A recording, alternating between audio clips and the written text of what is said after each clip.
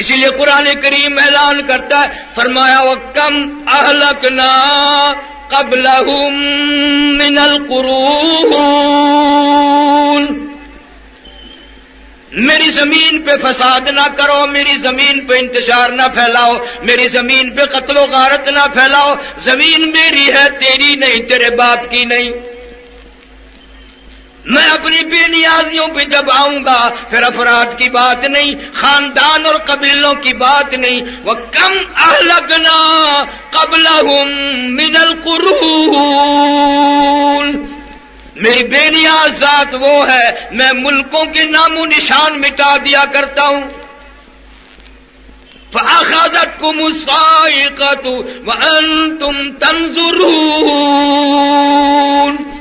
جبریل امین نے چیخ ماری، ساری قوم کے جگر پھٹ گئے۔ تمہیں کیا معلوم ہے میری طاقت کا، میری بے نیازیوں کو تم نہیں جانتے، میری خدائی سے تم لوگ واقف نہیں۔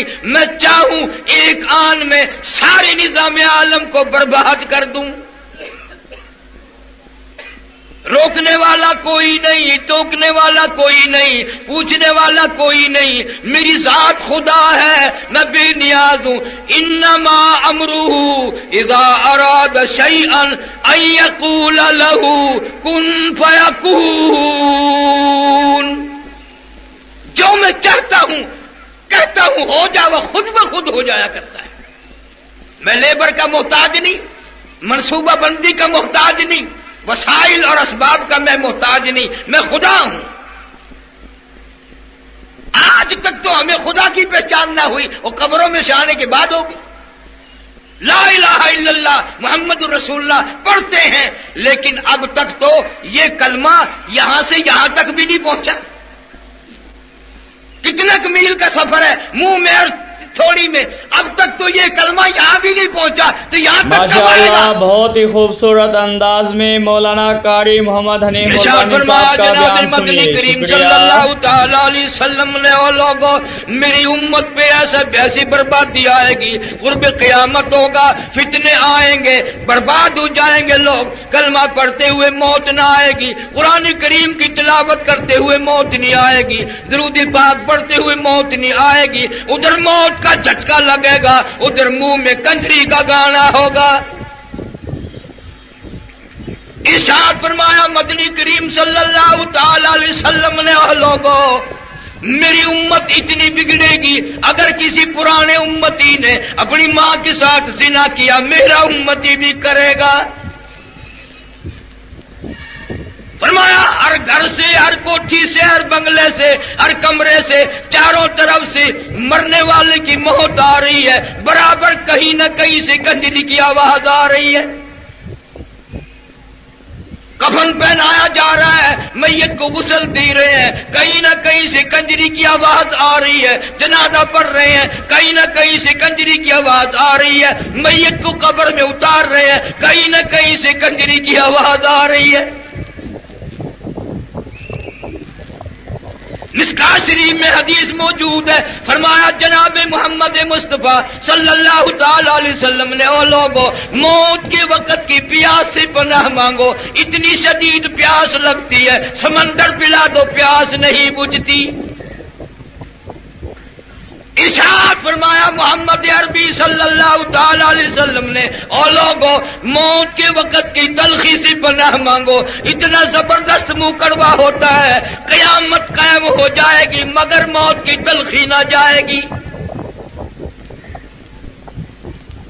عیسیٰ علیہ السلام تشریف لائے، قوم آئی، معجزات دکھا رہے تھے، مردے کو زندہ کر لیا کرتے تھے، آ کے کہنے لگے نئی نئی قبروں سے مردے زندہ کرتے ہو، آؤ ہم ایک پرانی قبر پہ لے کے چلیں گے، مردہ زندہ کر کے دکھانا۔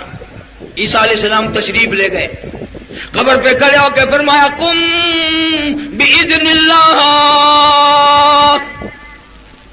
قم بإذن اللہ، اللہ کے حکم سے زندہ ہو جا۔ ایک نوجوان قبر سے نکل کر سامنے آ کر کھڑا ہو گیا۔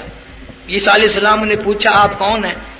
تو کہا میرا نام سام ہے، میں حضرت نوح علیہ السلام کا بیٹا ہوں۔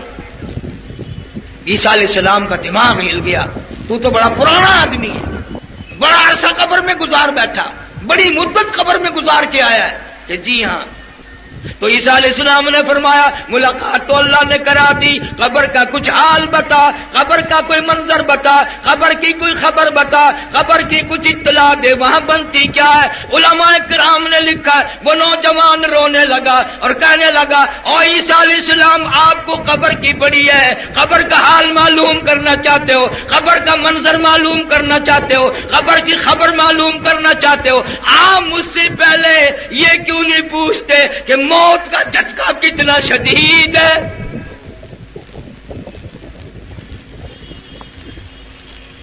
مالک کائنات کی قسم، مرتے وقت جو میرا منہ کڑوا ہوا تھا سر کے بالوں سے لے کر پیروں کے ناخنوں تک، اس وقت بھی سارا جسم کڑوا ہے.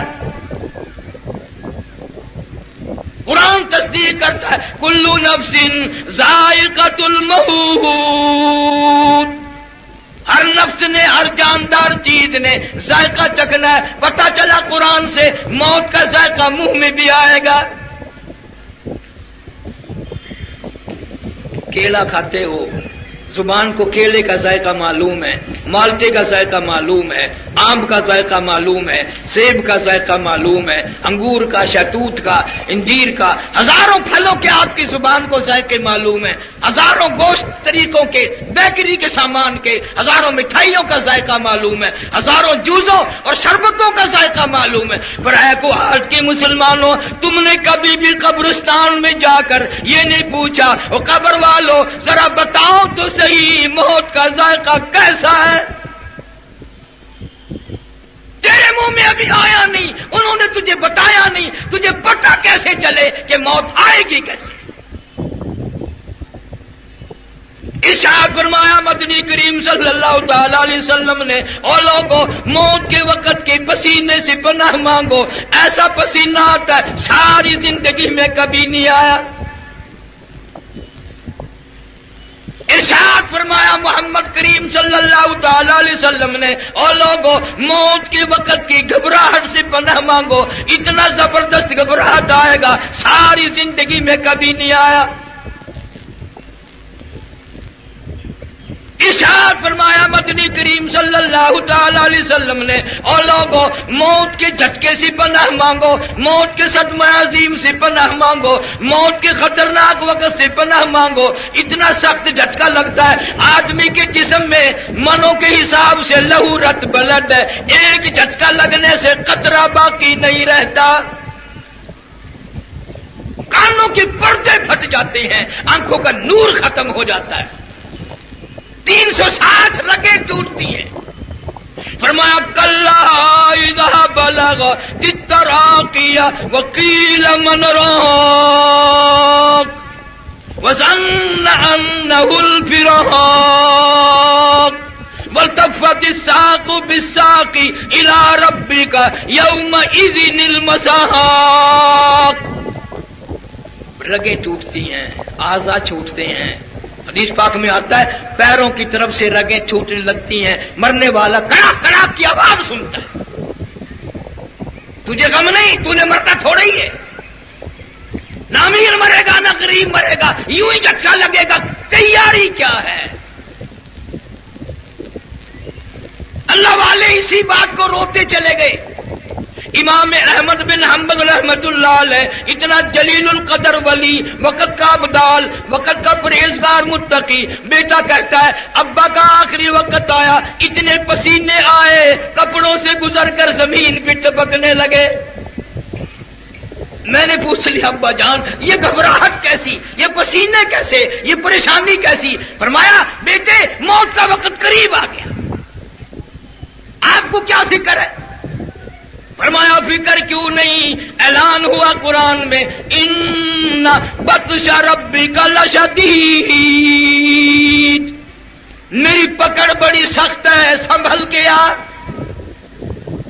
اقترب للناس حسابهم وهم في غفلة معرضون. حساب کا وقت قریب آ گیا، موت کی گھنٹی بجنے والی ہے، تجھے کبھی غفلت سے نیند بھی نہیں کھلی. میں ابھی جمعے میں عرض کر رہا تھا یار ایک یہ رحیم یار خان دوسرے ملک کی بات نہیں. مولانا عبد الغنی صاحب سب کہہ دو رحمت اللہ علیہ، مغرب کی جماعت خود کرائی مسجد میں، بعد میں 2 سنتیں پڑھنے لگے، پہلی رکعت کے پہلے سجدے میں موت آ گئی، وضو کے ساتھ موت آ گئی، سبحان ربی الاعلی پڑھتے ہوئے موت آ گئی، رب کے دربار میں سجدہ کرتے ہوئے موت آ گئی، مسجد میں موت آ گئی. اور فیصلہ ہے جس حال میں مرے گا قبر سے اسی حال میں اٹھے گا. دنیا کا کوئی آدمی زنا کرتا ہوا آئے گا، کوئی شراب پیتا ہوا آئے گا قیامت میں، کوئی جوا کھیلتا ہوا آئے گا، کوئی قتل و غارت کرتا ہوا آئے گا، مولانا عبد الغنی سبحان ربی الاعلی پڑھتا ہوا آئے گا. ہمارے ملتان میں کئی سال ہو گئے، اخبار میں آیا ایک محکمے کا آفیسر تھا بہت بڑا، لڑکی کے ساتھ زنا کرتا کرتا لڑکی کے اوپر ہی مر گیا. تجھے کیا معلوم ہے کس حال میں تیری موت آئے گی، کس حال میں آخری وقت آئے گا؟ ثبوت کیا ہے تیرے پاس اتنا بے پرواہ؟ سردی آتی ہے، سردی کے کپڑے تیار کرتے ہو، سردی کا سارا انتظام، گرمی آتی ہے پکھے نئے لگواتے ہو، صفائی کرتے ہو، وہ قبر کا کوئی غم نہیں.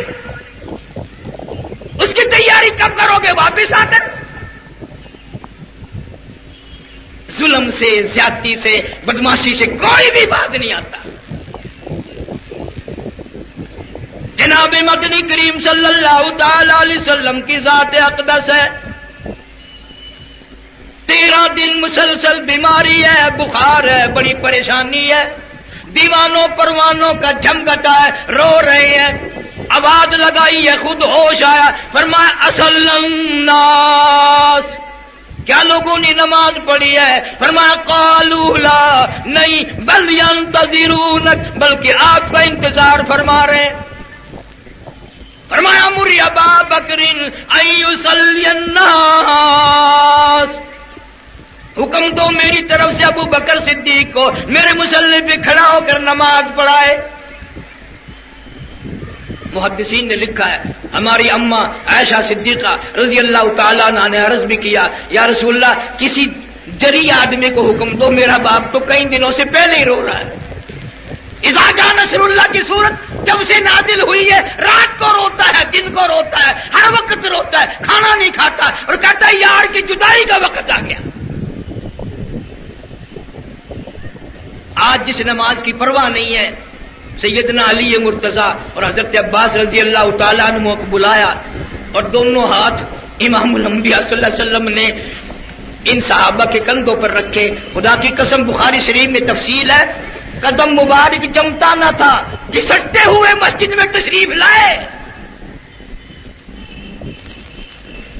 آج کا یہ دن تھا، اس شہنشاہ کائنات صلی اللہ علیہ وسلم کا جنازہ اٹھا. تجھے کیا معلوم ہے؟ تجھے بیوی کا غم معلوم ہے، بیٹے کا صدمہ دیکھا ہوگا، بھائی کا صدمہ دیکھا ہوگا، ملازم کا صدمہ دیکھا ہوگا. خدا کی قسم بلال سے جا کے پوچھ جب پیغمبر صلی اللہ علیہ وسلم کا جنازہ اٹھا اور تیری کیا حالت بنی تھی؟ فاروق اعظم جیسے عقل کھو بیٹھے، اعلان کر دیا جو یوں کہے گا محمد صلی اللہ علیہ وسلم انتقال کر گئے گردن اتار دوں گا. تیرا کچھ بھی نہیں بگڑتا، تجھے کوئی ہوش ہی نہیں.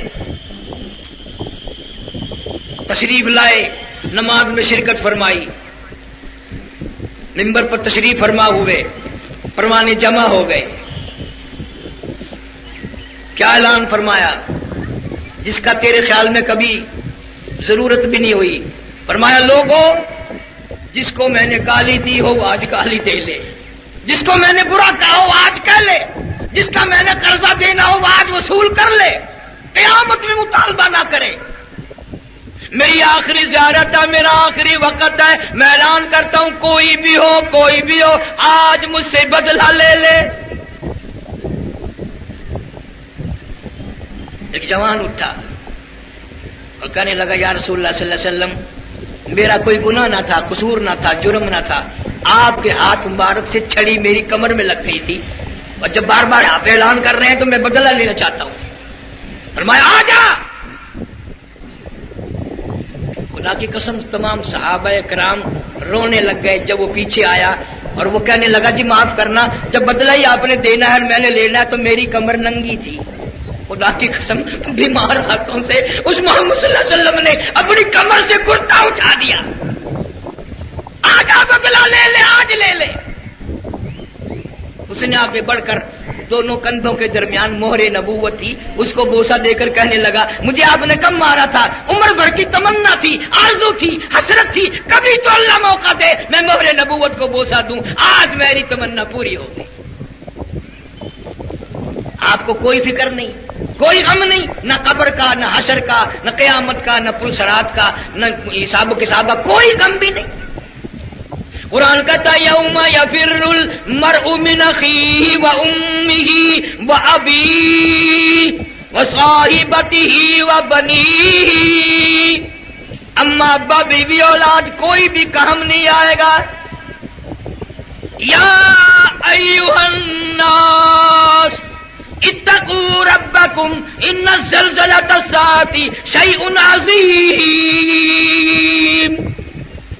اور لوگوں ڈرو اس پروردگار سے جو زمین